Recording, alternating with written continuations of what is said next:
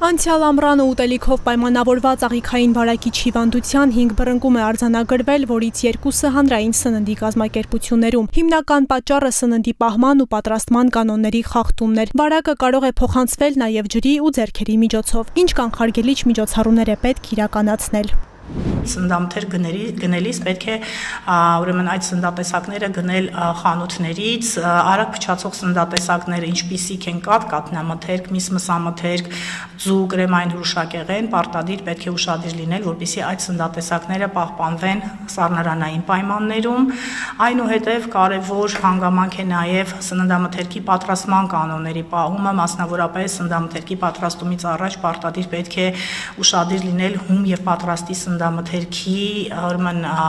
կանոններին, մասնավորապես նույն սարքերով, սարքավորումներով չի թույլատրվում մշակել հում եւ պատրաստի սննդատեսակները։ Կարևոր կանխարգելիչ միջոցառումներից է նաև միրգ բանջարեղենի հոսող ջրի տակ լվացումը, եթե առկա չէ հոսող ջուր, ապա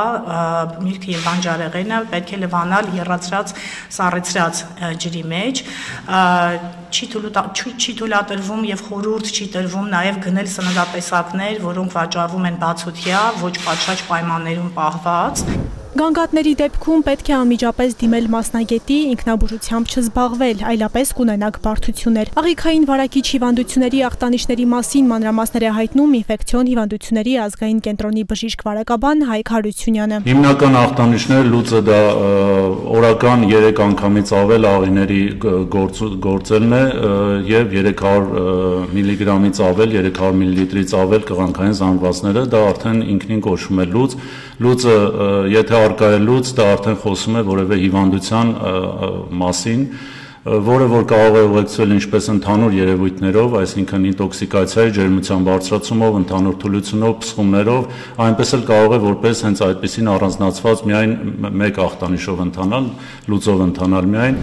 Հասարակության մեջ առավել լայն տարածում ունի առանց բժշկի ցուցումների հակաբիոտիկների օգտագործումը։ Հանրապետությունում շատ են դեպքերը, երբ ոչ ճիշտ դեղորայքի կիրառումը երիկամային անբավարարության եւ անդառնալի այլ հետևանքներ է ունենում։ Ավելի լավ է ընդհանրապես ոչ մի դեղամիջոց չընդունել, քան սխալ գործողությունների զոհ դառնալ, նշում է Հայկ Հարությունյանը։ Բավականին հաստատված սխեմա կա աղիքային ինֆեկցիաների ժամանակ, որ սնունդն է կարելի եւ որը չի կարելի, դա հասանելի է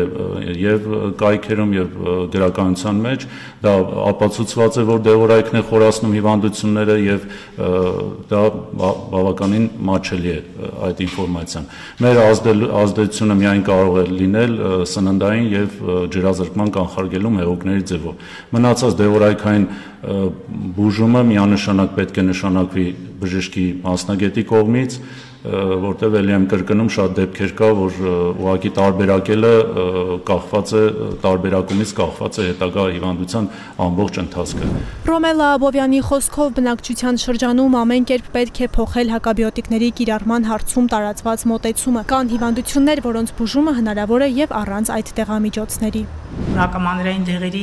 ոչ նպատակային, ոչ անհարկի եւ ոչ նպատակային կիրառման արդյունքում կարող է անձի մոտ ձևավորվել հակամանրային կայունություն եւ մի քիչ ավելի պարզ լեզվով ասած, եթե վերցնում ենք անտիբիոտիկ կամ հակաբիոտիկը կարող է ուղղակի հետագայում չազդել տվյալ անձի մոտ որոշակի հիվանդության բուժման համար։ Սա մի քիչ ավելի պարզ լեզվով ասեմ, որ ավելի հասկանալի լինի եւ հակամանրային կայունության դեմ պայքարի համատեքստում նաեւ մեր երկիրը մշակել եւ գործադրել է հերթական ծրագիրը հակամանրային դեղերի դեմ պայքարի առումով։